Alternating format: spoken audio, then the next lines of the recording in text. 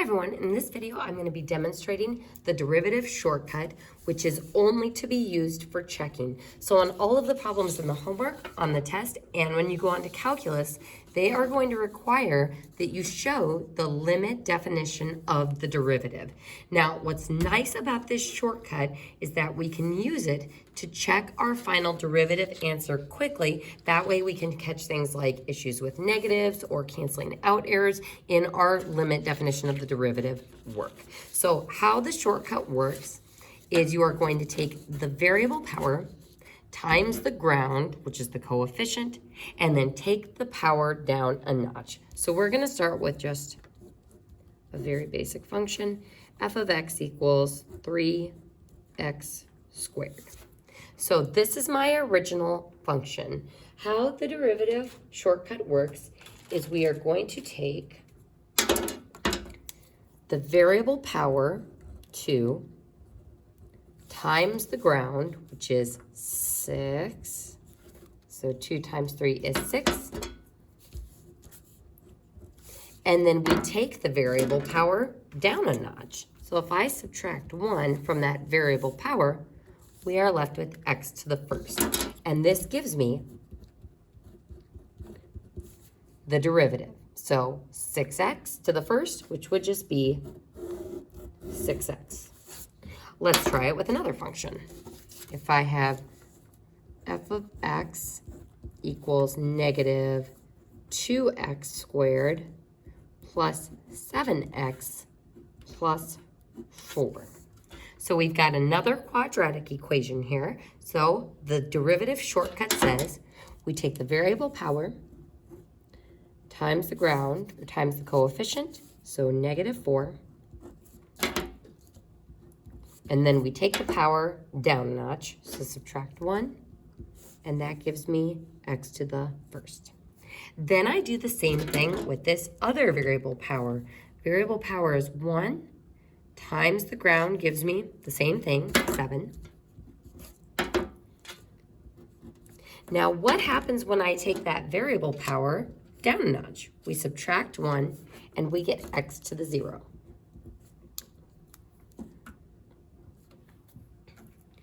Now, with our constants, there is no variable power. So if you wanted to, you could think about this as being x to the 0, because what is x to the 0? 1. What's 1 times 4? 4. So when you have a constant or a term without a variable, it's like your power of that variable term is 0. So if we do the same thing, power times the ground, we would get 0. Subtract 1 from this, it actually doesn't matter because 0 times whatever is just going to be 0. So as a general rule, constants drop off. So calc teachers don't even have you show any of this work. When you have a constant of 4, that turns into 0 or it turns into nothingness. So our derivative, f prime of x, would be equal to negative 4x plus x to the 0 is 1, so negative 4x plus 7. So let's try it with something a little bit more complicated, like, oh, I don't know, how about a rational function? So 1 over x.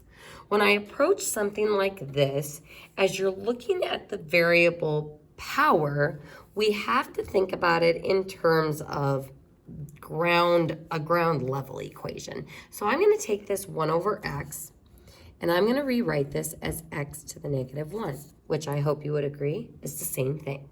So when I take x to the first in the denominator and I write it like this, now that it's at ground level, I take the power times the ground, so 1 times negative 1 gives me negative 1. And then I take it down a notch by subtracting 1. And this gives me negative 2. Resolving that negative exponent now gives me negative 1 over x squared. And if you're like, why couldn't we have just worked with the power here? It's because having it written as a negative power is what gives us that -1 on the top. So if you're using this to check the fraction ones, it isn't quite as friendly as the quadratic ones, but it can still be done. So folks, we're gonna go ahead and just see how this works with some of our homework problems. So looking at this one, our constant term drops off. Our variable power is 1. 1 times the coefficient is -3. Take it down a notch gives me x to the 0 or 1.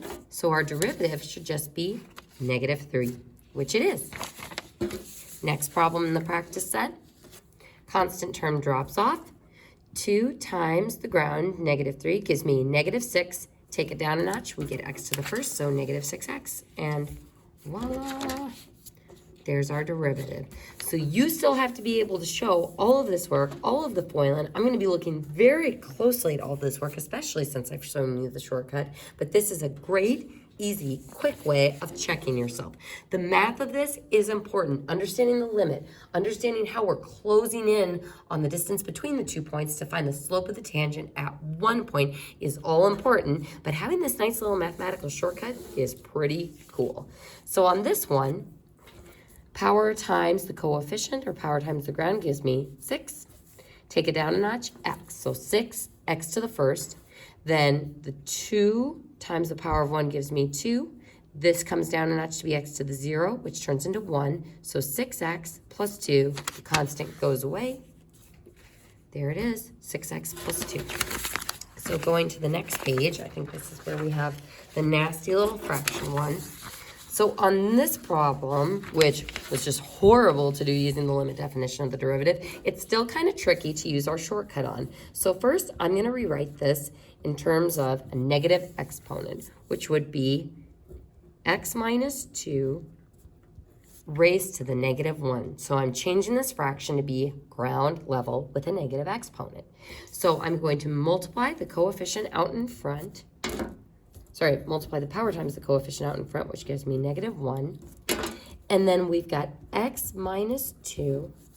When I take the power down a notch by subtracting 1, this is raised to the -2.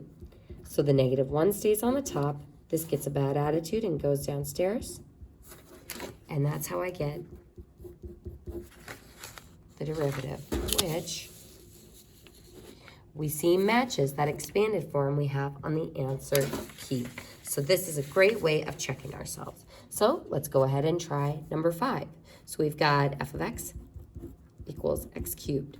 So 3 times the coefficient, and then take it down a notch, will give me the derivative prime of x equals 3x squared.